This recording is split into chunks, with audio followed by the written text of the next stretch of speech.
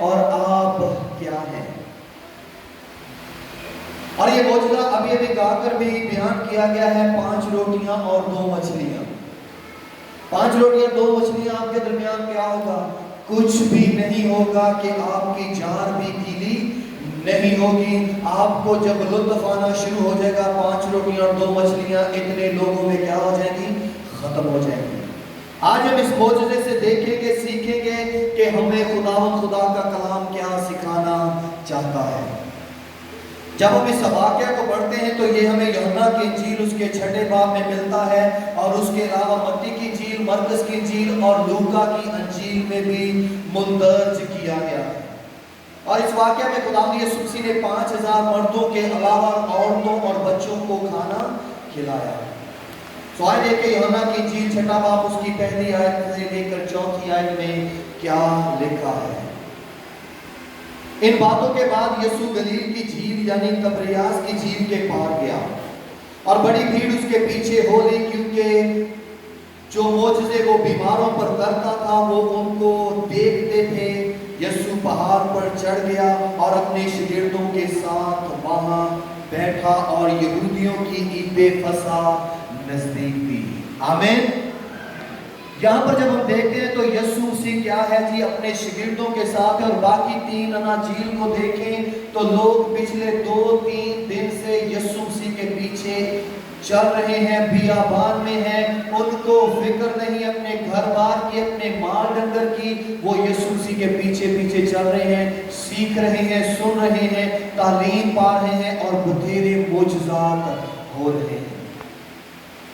اور جب یسوع مسیح نے یہ سب دیکھا تو بڑی بھیڑ کو دیکھ کر کیا ہوتا ہے؟ یسوع مسیح اپنے شاگردوں کے ساتھ وہاں پر بیٹھا۔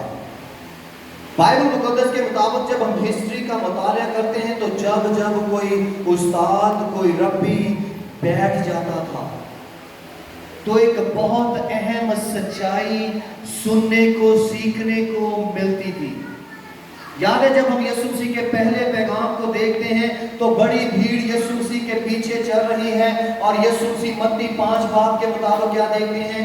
وہ پہاڑ پر بیٹھ گیا، اور یسوع مسیح نے 5ویں باب سے لے کر 7ویں باب کے اخیر تک پیغام دیا، جسے پہاڑی باز کہتے ہیں، جس میں مبارک بادیاں کہتے ہیں، جس میں یسوع مسیح نے دعائیں ربانی کے بارے میں سکھایا کہ تم کس طرح دعا کرو، روزے اور اس کے بعد خلائط اور راست باز زندگی کس طرح گزارنی ہے، اور کہا کہ عقل مند وہ ہے جو میری باتوں کو سنتا اور ان پر ایمان لاتا ہے۔ اس نے اپنا گھر کس پر بنایا ہے؟ چٹان پر۔ سو پہلا خطبہ، پہلا پیغام یسوع مسیح نے بیٹھ کر، اس کے بعد ایک اور واقعہ ہے جب فقی، فریسی، سردار، کاہن اور بہت سے لوگ آتے ہیں اور یسوع مسیح کو کہتے ہیں کہ شریعت کے مطابق اگر کوئی عورت یا مرد عین فعل وقت کے مطابق پکڑا جائے تو اس کو کیا تھی جی؟ سزا ضروری تھی۔ اس لیے یسوع تو ہمیں بتا کیا کرنا چاہیے۔ یسوع مسیح ساری بھیڑ کو دیکھتا ہے، ان کے ہاتھوں میں پتھروں کو دیکھتا ہے، اور دیکھ کر کیا کرتا ہے؟ زمین پر بیٹھ جاتا ہے، اور اپنی انگلی سے کچھ لکھتا ہے، اور کھڑا ہو کر کہتا ہے اس سے پہلے پتھر وہ مارے جس نے گناہ نہیں کیا۔ اس کے بعد ہم دیکھتے ہیں یسوع مسیح کو یہاں پر کہ یسوع مسیح کے پیچھے بڑی بھیڑ ہے، اور یسوع مسیح اپنے شاگردوں کے پاس بیٹھ گیا، اور جب بیٹھا ہے تو یہاں پر کیا ہے؟ ہر معلم، ہر ربی، ہر استاد جب اس کے پیروکار اس کے پیچھے چل رہے ہوتے تھے، اس کے لیے ایک محاورہ ہے کہ اپنے استاد کے نقش قدم پر چلنا ہم کہیں گے، وہ اسے کہتے ہیں اپنے استاد کے نقش قدم سے اٹھنے والی دھول کی پیروی کرنا۔ اس دور کے شاگرد کیا ہوتے تھے؟ وہ اپنے استادوں سے جدا نہیں ہوتے تھے۔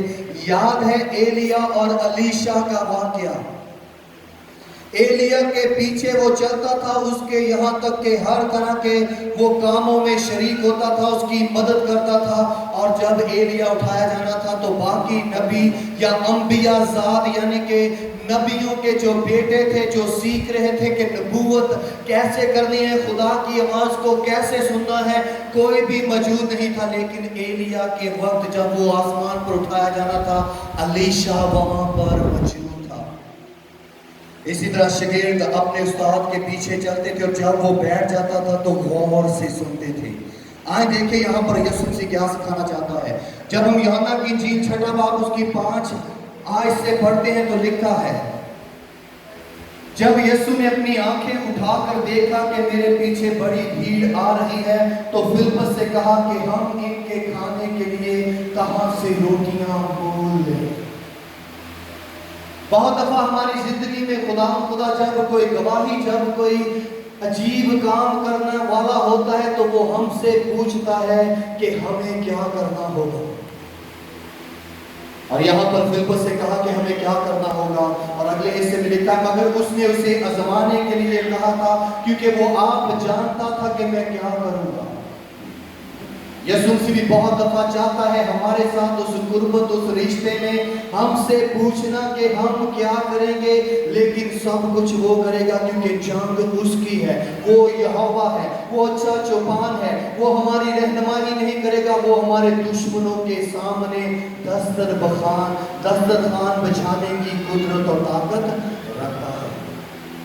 فلپس نے اسے جواب میں کہا 200 دینار کی روٹیاں ان کے لیے کافی نہ ہوگی کہ ہر ایک کو تھوڑی سی مل جائے۔ یسوع کے اس سوال پر کہ ہم ان کے لیے کیا کریں، فلپس اسے جواب میں کہتا 200 دینار کی روٹیاں کافی ہوں گی کہ ان کو تھوڑی تھوڑی مل جائیں۔ اور جب ہم دیکھتے ہیں اس ساری گفتگو کو تو یہاں پر یسوع مسیح ان کو سکھانا چاہتا ہے۔ یہاں پر یسوع مسیح ان کو بڑا زبردست بیان کرتا ہے۔ جب ہم 8ویں آیت کو پڑھتے ہیں تو یہاں پر کیا لکھا ہے، یہاں پر کیا لکھا ہے جب ہم پڑھتے ہیں، اس کے شاگردوں میں سے ایک نے یعنی شمعون پترس کے بھائی اندریاس نے پاس آ کر اس سے کہا، کیا کہا، 9ویں آیت پر غور کریں گے۔ یہاں پر ایک لڑکا ہے جس کے پاس جوں کی 5 روٹیاں اور 2 مچھلیاں ہیں۔ میرے ساتھ کہیں جوں کی 5 روٹیاں 2 مچھلیاں، مگر اتنے لوگوں میں کیا ہے؟ آپ کو اگر 5 روٹیاں 2 مچھلیاں دی جائیں تو آپ بھی یہ کہیں گے کہ پادری صاحب مذاق کر رہے ہو، یہ تو اکیلا تنویر ہی کھا جائے گا، یا کسی ایڈر کو بٹھا لیں ساتھ تو کیا ہے سب کچھ چٹ پٹ ہو جائے گا۔ ہو سکتا ہے آپ میں سے کوئی بہن کوئی بھائی ہو جو کہے گا کہ انہوں نے بھائی صاحب نے کہا نہیں ہونا۔ 5 روٹیاں 2 مچھلیاں، ان میں کیا ہے، یہ شاگردوں کا سوال ہے، اور اس سوال پر خدا یسوع مسیح بیٹھا ہوا ہے اور بڑی اہم سچائی سکھائے گا، بڑی اہم سچائی سکھائے گا۔